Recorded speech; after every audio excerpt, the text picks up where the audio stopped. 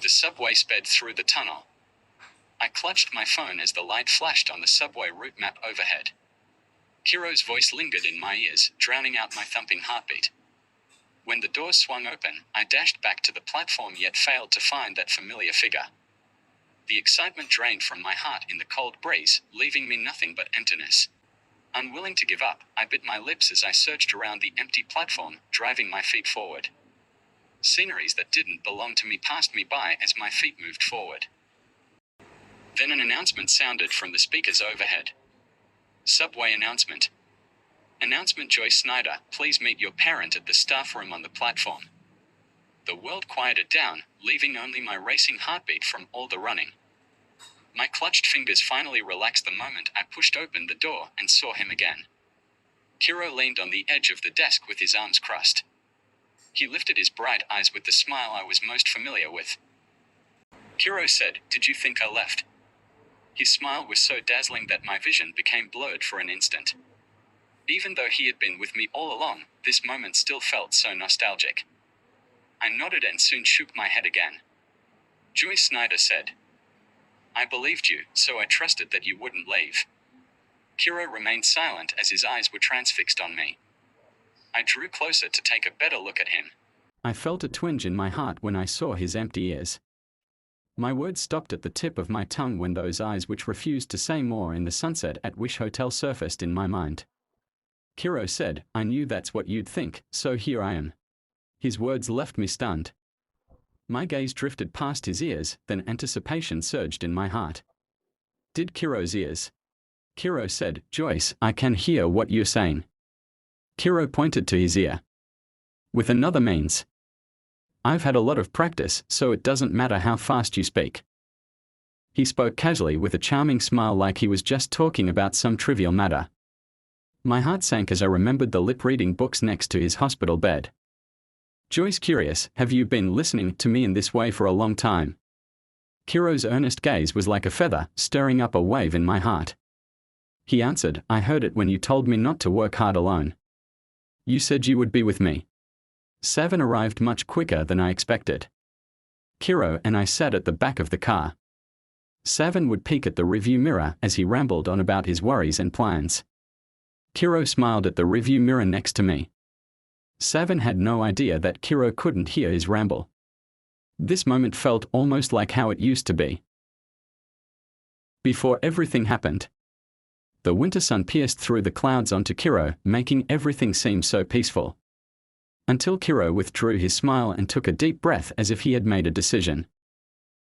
Kiro said, "There's something I want to tell you guys.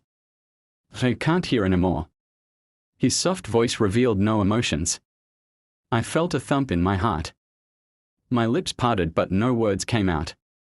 The car took a sharp turn and pulled up on the side of the road. 7 turned around with shock and panic in his eyes. 7 asked her, "What did you just say? What do you mean by you can't hear anymore? What are you talking about?" 7 raised his voice, which only made the tremble in his voice more audible. Kiro remained silent. 7 asked him, "Kiro, you are joking, right?" Silence filled the car until 7 finally turned around again dejectedly after a long time. 7 said, "Was it when you got into the hospital? How could I not realize? I thought something was off when you told me to buy those lip-reading books. I can't believe I didn't press further. How could you not tell me about such an important thing? We could have got the best doctors for you." His eyes became red.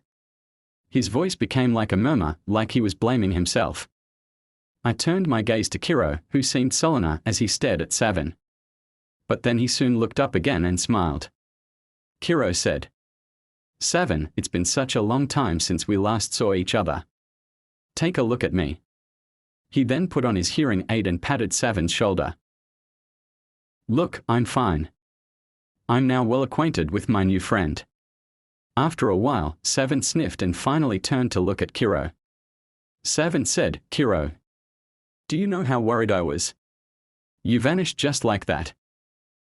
Kiro awkwardly scratched his head and blinked apologetically. He said, "I'm sorry, 7." 7 was about to say more when something seemed to come to him as he turned his sharp gaze at me. 7 asked me, "Wait. Did you know about this, Joyce Snyder? Have you been hiding it for him this whole time?" Before I could say anything, Kiro clasped his hands together and gave us a cute look. Kiro apologized. "Boss, 7. I'm sorry. Sorry that my selfish decision had caused so much trouble." I got the hint and decided not to explain. After a deep breath, I turned my gaze to Kiro. I said, "Anyway, I'm happy that you decided to come back and be honest with us. It was pointless to question the past now. What mattered was that he was here. No longer shut himself off and shoulder everything alone." I asked him, "What's your plan now?" 7 and I will do our best to support you." As the thin clouds left, the sun poured generously into the car. Kiro looked up under the sun, full of determination. Kiro answered, "Since I claimed to leave to study, now we need a result. I want to hold a concert.